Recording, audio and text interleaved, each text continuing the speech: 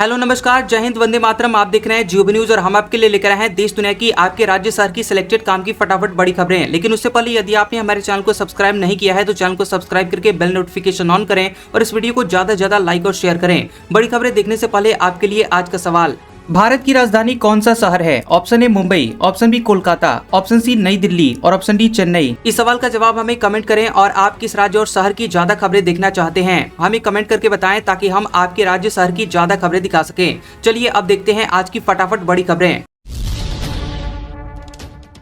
UP में 15 जनवरी को होगा मकर संक्रांति का अवकाश, योगी सरकार का आदेश। पहले 14 जनवरी ऑप्शनल था। उत्तर प्रदेश में योगी सरकार ने मकर संक्रांति के अवकाश में बदल दिया है और पहले सरकार ने 14 जनवरी 2026 को निर्बंधित यानी कि वैकल्पिक अवकाश घोषित किया था, लेकिन अब इसकी जगह पर 15 जनवरी 2026 गुरुवार को सार्वजनिक अवकाश रहेगा। पहले जारी किए गए अवकाश सूची के मुताबिक 14 जनवरी को केवल निर्बंधित अवकाश था, यानी कि कर्मचारी चाहे तो छुट्टी ले सकते थे और ये जानकारी 17 नवंबर 2025 को जारी अवकाश सूची में दी गई थी। बाद में सरकार ने इस पर दोबारा विचार किया और तय किया कि मकर संक्रांति के मौके पर सार्वजनिक अवकाश होना चाहिए, इसलिए अब 14 जनवरी की जगह 15 जनवरी को छुट्टी की जाएगी। नए आदेश के मुताबिक 15 जनवरी 2026 को निगोशिएबल इंस्ट्रूमेंट एक्ट के तहत अवकाश रहेगा, यानी कि इस दिन प्रदेश के सभी सरकारी दफ्तर, स्कूल, कॉलेज और बैंक बंद रहेंगे।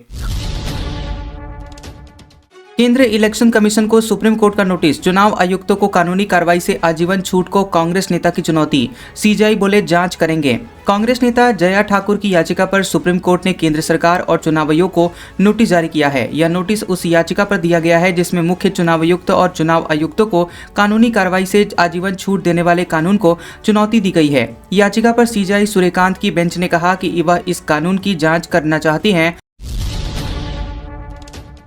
SC/ST आरक्षण पर क्रीमी लेयर लागू करने की मांग, सुप्रीम कोर्ट ने केंद्र राज्य सरकारों से जवाब मांगा। सुप्रीम कोर्ट ने SC/ST आरक्षण में क्रीमी लेयर व्यवस्था लागू करने की मांग वाली एक जनहित याचिका पर केंद्र सरकार और सभी राज्य सरकारों को नोटिस जारी किया है। याचिका में कहा गया है कि आरक्षण का लाभ जरूरतमंद लोगों तक पहुंचना चाहिए। याचिकाकर्ता वकील अश्विनी उपाध्याय ने दलील दी है कि जिन SC/ST परिवारों में कोई सदस्य सरकारी पद या फिर संवैधानिक पद पर है, उनके बच्चों को आरक्षण के दायरे से बाहर रखा जाना चाहिए। उनका कहना है कि ऐसे परिवार पहले से ही सामाजिक और आर्थिक रूप से मजबूत हो चुके हैं। नॉन SBI ATM से अब पैसे निकालना महंगा हुआ। SBI ने चार्ज बढ़ाकर 23 रुपए प्लस GST किया। सैलरी अकाउंट पर अनलिमिटेड फ्री ट्रांजैक्शन भी खत्म किया। देश के सबसे बड़े bank state bank of India SBI ने नॉन SBI ATM पर ट्रांजैक्शंस के चार्ज बढ़ा दिए हैं। ये बदलाव 1 दिसंबर 2025 से लागू हो चुका है और अब नॉन SBI ATM से कैश निकालने पर फ्री लिमिट के बाद 23 रुपए प्लस GST लगेगा, जबकि पहले ये 21 रुपए प्लस GST था। बैंक बैलेंस चेक या फिर मिनी स्टेटमेंट जैसे नॉन फाइनेंशियल ट्रांजैक्शंस पर अब 11 रुपए प्लस GST देना पड़ेगा, जो कि पहले 10 रुपए प्लस GST था। तेल फल के दाम बढ़ने से दिसंबर में महंगाई बढ़ी। 3 महीने में सबसे ज्यादा 1.33% पहुंची। नवंबर में 0.71% थी। दिसंबर में रिटेल महंगाई पिछले महीने के मुकाबले बढ़कर 1.33% के स्तर पर पहुंच गई है। ये 3 महीनों का हाई लेवल है और इससे पहले नवंबर में ये 0.71% पर थी, जो कि 14 साल में सबसे कम स्तर रहा था। वहीं अक्टूबर में ये 0.25% पर थी, जो कि 14 साल में सबसे कम स्तर था। दिसंबर महीने में महंगाई में बढ़ोतरी शक्कर, तेल और फल की कीमतें बढ़ने की वजह से हुई हैं। सरकार ने 12 जनवरी को महंगाई के आंकड़े जारी किए हैं। वहीं महंगाई के बास्केट में लगभग 50% योगदान खाने पीने की चीजों का होता है। इसकी महीने दर महीने की महंगाई -3.91% से बढ़कर -2.71% हो गई है। नवंबर महीने में ग्रामीण महंगाई दर 0.10% से बढ़कर 0.76% हो गई है। वहीं शहरी महंगाई 1.40% से बढ़कर 2.03% पर हो गई है। चांदी की कीमत एक दिन में 14,000 बढ़ी। सोना 2,883 रुपए बढ़कर 1.40 लाख रुपए प्रति 10 ग्राम बिक रहा।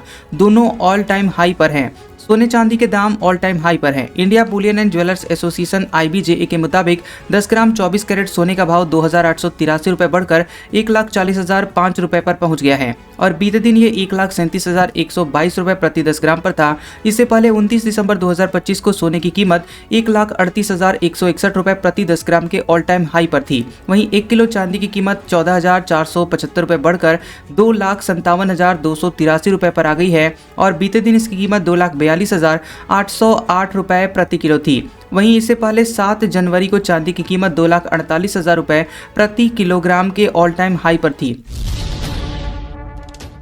ट्रंप ने खुद को वेनेजुएला का कार्यवाहक राष्ट्रपति बताया। सोशल मीडिया ट्रूथ पर पोस्ट किया। जनवरी 2026 से पद संभालने का जिक्र। अमेरिकी राष्ट्रपति डोनाल्ड ट्रंप ने खुद को वेनेजुएला का एक्टिंग प्रेसिडेंट बताया। उन्होंने अपने social media platform truth social पर पोस्ट किया, जिसमें ट्रंप की तस्वीर के साथ एक्टिंग प्रेसिडेंट ऑफ वेनेजुएला का अंतरिम राष्ट्रपति लिखा हुआ है। पोस्ट में जनवरी 2026 से पद संभालने का जिक्र है। इसके अलावा ट्रंप ने खुद को अमेरिका के 45वें और 47वें राष्ट्रपति के तौर पर भी दिखाया है। पोस्ट को लेकर व्हाइट हाउस या फिर अमेरिकी प्रशासन की ओर से कोई औपचारिक बयान नहीं आया है। इससे पहले 3 जनवरी को अमेरिका ने वेनेजुएला के खिलाफ बड़े पैमाने पर कार्रवाई की थी और इस कार्रवाई में वेनेजुएला के राष्ट्रपति निकोलस मादुरो और उनकी पत्नी सिलिया फ्लोरेस को हिरासत में लेकर न्यूयॉर्क लाया गया था। आरसीपी सिंह की जेडीयू में हो सकती है वापसी। पूर्व केंद्रीय मंत्री बोले, मेरा नीतीश कुमार के साथ 25 साल का रिश्ता है, उन्हें भारत रत्न मिले। पूर्व केंद्रीय मंत्री आरसीपी सिंह की जदयू में वापसी को लेकर अटकलें तेज हो गई है। ये कयास लगाए जा रहे हैं कि खरमास बाद जदयू से निकाले गए आरसीपी सिंह एक बार फिर से नीतीश कुमार के साथ दिख सकते हैं। दरअसल पटेल सेवा संघ के तरफ से दही चूड़ा कार्यक्रम का आयोजन किया गया था। इसमें नीतीश कुमार और आरसीपी सिंह दोनों पहुंचे। दोनों के पहुंचने की टाइमिंग में थोड़ा सा ही फर्क था। मंच पर भी दोनों एक साथ नहीं दिखे, लेकिन कार्यक्रम से निकलने के बाद आरसीपी सिंह ने जो बयान दिया वो कि चर्चा में है। कार्यक्रम के बाद मीडिया से बातचीत में आरसीपी सिंह ने मुख्यमंत्री नीतीश कुमार को अपना अभिभावक बताया। उन्होंने कहा कि उनका रिश्ता किसी एक मौके या पद से नहीं जुड़ा हुआ है।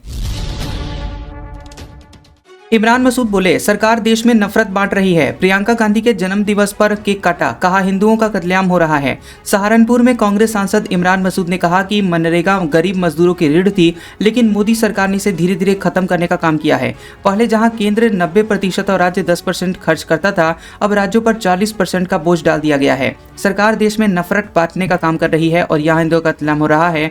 आज इंदिरा गांधी होती तो बांग्लादेश को वैसा ही जवाब देती जैसा उन्होंने पाकिस्तान को देकर बांग्लादेश का निर्माण करवाया था। दरअसल कांग्रेस महासचिव प्रियंका गांधी के जन्मदिन को संकल्प दिवस के रूप में मनाया गया। इस दौरान आयोजित कार्यक्रम में इमरान मसूद ने पार्टी कार्यकर्ताओं के साथ मिलकर केक काटा। इसके बाद उन्होंने कर्मचारियों से संकल्प लेने को कहा। अमेरिकी राजदूत बोले, भारत से जरूरी कोई देश नहीं, ट्रेड डील पर बात होगी। अगले साल भारत आ सकते हैं ट्रंप। भारत में अमेरिका के नए राजदूत सर्जियो गोर ने नई दिल्ली में पदभार संभाला। उन्होंने कहा कि अमेरिका के लिए भारत से ज्यादा जरूरी कोई देश नहीं है। उन्होंने ट्रेड डील को लेकर कहा कि मंगलवार को दोनों देशों के अधिकारियों के बीच इसको लेकर फोन पर बातचीत होने वाली है। अमेरिकी राजदूत ने राष्ट्रपति ट्रंप और प्रधानमंत्री मोदी की दोस्ती को असली बताया। उन्होंने कहा कि सच्चे दोस्त असहमत हो सकते हैं, लेकिन अंत में हमेशा अपने मतभेदों को सुलझा लेते हैं। गोर ने उम्मीद जताई कि अमेरिकी राष्ट्रपति डोनाल्ड ट्रंप अगले 1-2 साल में भारत का दौरा कर सकते हैं। फरीदाबाद की अल फलाह यूनिवर्सिटी की मुसीबत बढ़ी, ईडी परिसर को कर सकती है कुर्क। प्रोसीड्स ऑफ क्राइम से पैसे जुटाने का शक। दिल्ली ब्लास्ट के आतंकवादी मॉड्यूल से जुड़े हुए मामले में फरीदाबाद स्थित अल फलाह यूनिवर्सिटी की मुश्किलें और बढ़ सकती हैं। एक न्यूज एजेंसी के मुताबिक प्रवर्तन निदेशालय यानी ईडी यूनिवर्सिटी परिसर को मनी लॉन्ड्रिंग रोधी कानून पीएमएलए के तहत कुर्क करने की तैयारी कर रहा है और इसी यूनिवर्सिटी से जुड़े हुए डॉक्टर उमर नबी ने सुसाइड बॉम्बर बनकर दिल्ली के लाल किले के बाहर ब्लास्ट को अंजाम दिया था, जिसमें 15 लोगों की जानें गई थी। इस आतंकवादी हमले के बाद जांच एजेंसी ने यूनिवर्सिटी को आतंकवादी मॉड्यूल का केंद्र मानते हुए जांच तेज कर दी है। अमेरिका में ईरान विरोधी रैली में घुसा ट्रक, कई लोगों को कुचला। ईरान हिंसा में करीब 550 लोगों की जानें गई। ट्रंप बोले, कड़े एक्शन ले सकते हैं। अमेरिका में ईरानी सुप्रीम लीडर खामेनेई के खिलाफ हो रहे प्रदर्शन के दौरान एक ट्रक रैली में घुस गया। लोग जान बचाने के लिए इधर उधर भागने लगे, लेकिन इसके बाद गुस्साए प्रदर्शनकारियों ने ट्रक ड्राइवर पर हमला करने की कोशिश की। बता दें कि यह घटना लॉस एंजलिस में हुई है, जहां सैकड़ों लोग ईरान में जारी विरोध प्रदर्शन के समर्थन में मार्च कर रहे थे। घटना में कितने लोग घायल हुए हैं ये अब तक साफ नहीं है। बता दें कि ईरान में बीते 2 हफ्तों से सरकार विरोधी प्रदर्शन जारी है और ईरान की human rights activist news agency HRANA के मुताबिक अब तक 544 लोगों की जान जा चुकी है, जिसमें 8 बच्चे भी शामिल हैं। वहीं 10,681 लोगों को हिरासत में लिया गया है। लोन में बकरी देता है महाराष्ट्र के जलगांव का बैंक, नाम है गोट बैंक। डिपॉजिट में लौटाना पड़ता है मेमना। अब तक 300 से अधिक महिलाओं को आत्मनिर्भर बनाया। महाराष्ट्र के जलगांव जिले की 40 गांव तहसील में एक ऐसा बैंक चल रहा है जहां पैसों की बजाय बकरियों का लेन देन होता है। इस गोट बैंक ने 300 से ज्यादा गरीब, विधवा, परित्यक्ता और भूमिहीन श्रेणी की महिलाओं को आत्मनिर्भर बनाया है।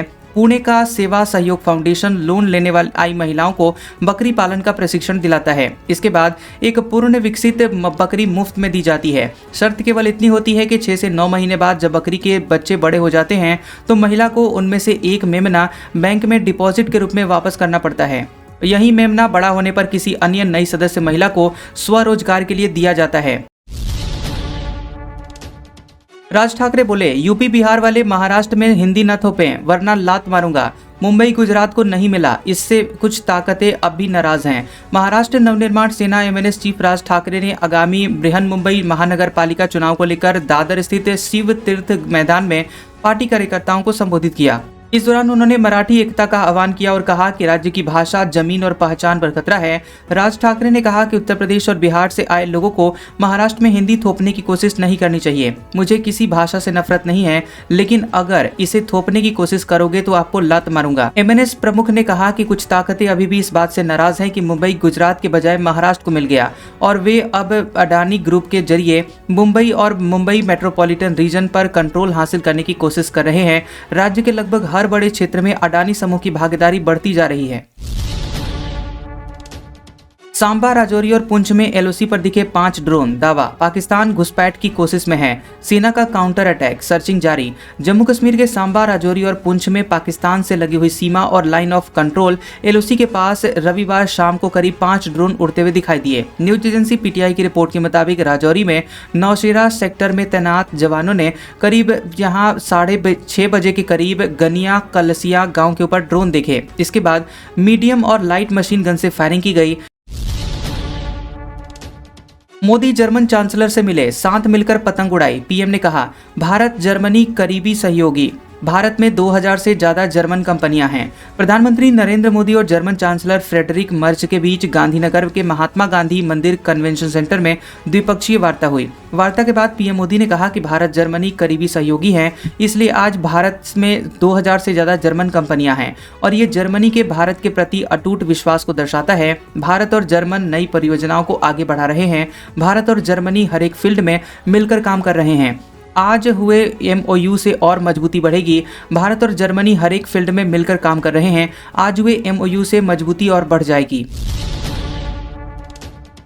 रायसीना हिल्स के पास नया पीएम ऑफिस तैयार, यहां पर नया आवास भी बन रहा है। मोदी इस महीने शिफ्ट हो सकते हैं। 2 मुहूर्त निकाले गए। दिल्ली के रायसीना हिल्स के पास देश के प्रधानमंत्री का नया ऑफिस लगभग तैयार है। प्रधानमंत्री मोदी इस महीने के अंत तक नए ऑफिस से काम शुरू कर सकते हैं। वहीं सूत्रों ने बताया कि पीएमओ का काम लगभग पूरा हो चुका है, फाइनल फिनिशिंग जारी है। सूत्रों ने बताया कि पीएम ऑफिस में शिफ्टिंग के लिए इस महीने 2 मुहूर्त निकाले गए हैं। पहला 14 जनवरी मकर संक्रांति के दिन और दूसरा 19 जनवरी से 27 जनवरी के बीच गुप्त नवरात्रि तक है। हालांकि तब तक फिनिशिंग का काम पूरा नहीं हुआ तो फरवरी में शिफ्टिंग हो सकती है। आईपैक छापेमारी विवाद, ईडी का ममता बनर्जी पर दखल का आरोप। सुप्रीम कोर्ट में कहा, हमसे सबूत छीनकर ले गई, मामले की सीबीआई जांच हो।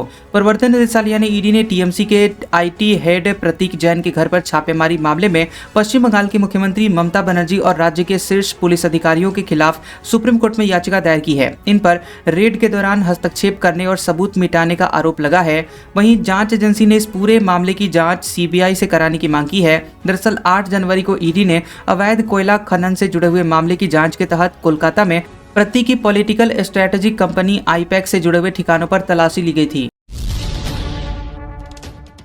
इसरो का PSLV C62 रॉकेट रास्ते से भटका, मिशन फेल। तीसरी स्टेज में गड़बड़ी आई। अन्वेषा समेत 16 सैटेलाइट लेकर गया था। Indian space research organisation ISRO का साल 2026 का पहला मिशन PSLV C62 फेल हो गया है। रॉकेट 12 जनवरी को सुबह 10:18 पर आंध्र प्रदेश के श्रीहरिकोटा स्थित अंतरिक्ष केंद्र से 16 सैटेलाइट लेकर उड़ा था। ISRO chief doctor V Narayanan ने कहा कि रॉकेट लॉन्चिंग के तीसरे चरण में गड़बड़ी आई और इसके बाद वह रास्ता भटक गया। वहीं पिछले साल 18 मई को भी इसरो का PSLV C61 मिशन तकनीकी खराबी के कारण तीसरी स्टेज में ही फेल हुआ था। और इस मिशन में EOS-09 अर्थ ऑब्जर्वेशन सैटेलाइट को 524 किलोमीटर की सन सिंक्रोनस पोलर ऑर्बिट में स्थापित किया जाना था। आज का सुविचार, किसी का घमंड भी नहीं रहता साहब, टूटने से पहले गुल्लक को भी लगता है कि सारे पैसे सिर्फ उसी के हैं। कैसा लगा ये वीडियो हमें कमेंट सेक्शन में जरूर बताएं। वीडियो पसंद आया हो तो वीडियो को लाइक और शेयर करें और ऐसी इंटरेस्टिंग वीडियोस देखने के लिए हमारे चैनल GOB न्यूज को सब्सक्राइब करें और बेल आइकॉन को दबाएं। और हमारे ओल्ड और लेटेस्ट वीडियोस देखने के लिए हमारे प्लेलिस्ट और कम्युनिटी टैब को जरूर चेक करें। तो मिलते हैं अगले वीडियो में, तब तक के लिए आपका शुक्रिया।